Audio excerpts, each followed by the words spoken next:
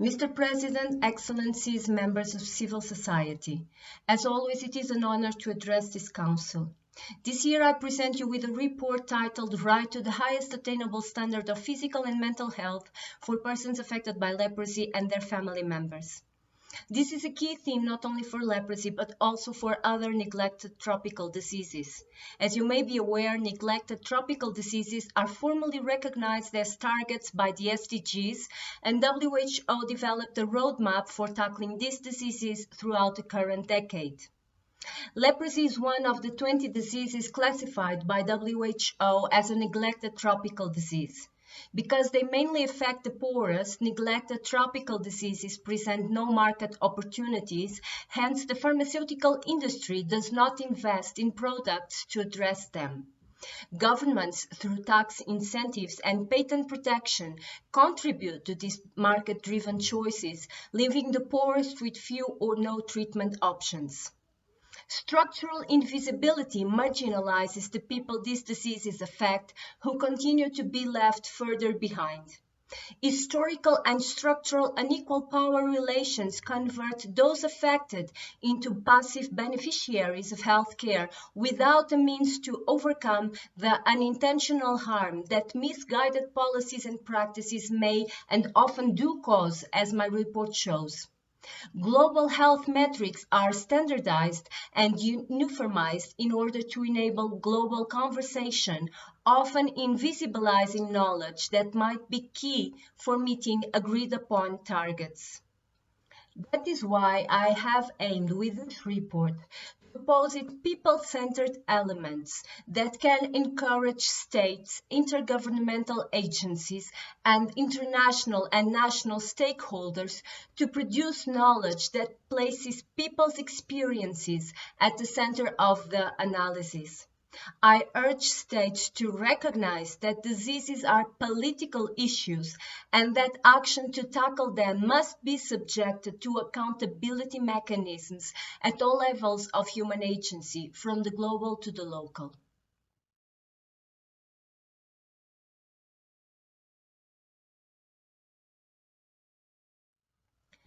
Mr. President, I invite all those interested in the right to health to read the testimonies of persons affected by leprosy in my report, which offer a human perspective that no number can represent. While the majority of neglected tropical diseases disable more than they kill, neglect and discrimination menace de facto the right to life for many people affected by leprosy and other neglected tropical diseases. It is also worth noting that women are more at risk due to the intersection between the disease, poverty, disability, and neglect, as the following story from one of the countries most affected by leprosy shows. A woman who left home because her husband didn't accept her anymore due to leprosy had to stay in a place like a hut on the street. She sought the help of her family, but her family also rejected her. Complications due to the disease appeared and health professionals were contacted, but they said they could not come to take her to the hospital as there was no budget for that. The woman eventually died. Another example is one of the drugs for treating leprosy reactions, Thalidomide, a famous and obsolete drug that, if used during pregnancy, can severely harm the fetus. As recently as 2019, a child born with Thalidomide syndrome was detected in another of the countries most affected by leprosy, while others have been mapped over the years. This child, born with congenital anomalies in her upper and lower limbs, is currently under medical review, which means she may have other health problems on her heart, ears, and eyes due to the use of thalidomide by her mother during pregnancy. Undoubtedly, the health system shamelessly failed both this mother and her child, but no one is being held accountable for a child that was born in 2019 with a syndrome identified back in the 1960s.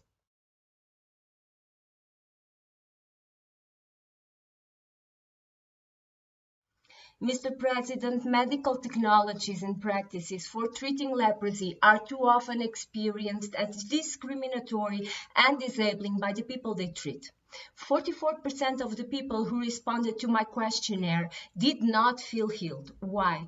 Because, as my report shows, state strategies to ensure the physical and mental health are, in most cases, restricted to guaranteeing access to free medicine for treating infection, which is distributed free of charge to countries by WHO, whereas the other elements of the continuum of care, which include reaction management, psychological care, physiotherapy, occupational therapy, group therapy, wound care, surgery, provision of assistive devices, and rehabilitation are largely unattended to.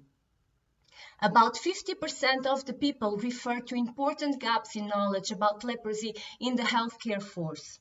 A total of 24% mention inhuman and humiliating treatment and breaches of professional secrecy from the healthcare workforce. As the prevalence of leprosy has declined, even though incidence has proved to be much harder to reduce, the tendency for leprosy to lose priority at the government level has increased. The dramatic loss of expertise to diagnose and treat leprosy is an issue of great concern.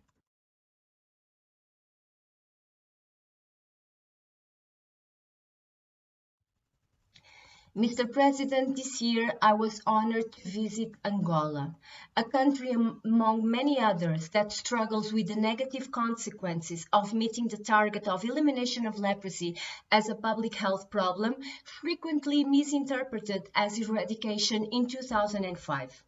I would like to extend my appreciation to the government of Angola for having invited me to visit the country.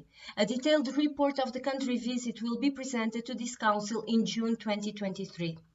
I take the opportunity to highlight one of the recommendations included in the report I am presenting today, which calls upon non-endemic states to fulfill their international cooperation obligations, in particular with regard to Target 3 of the SDGs concerning ending neglected tropical diseases.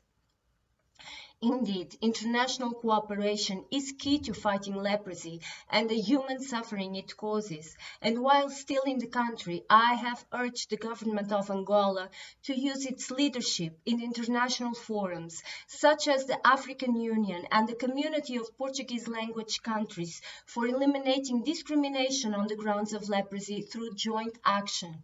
I am naturally available for any follow-up to my visit.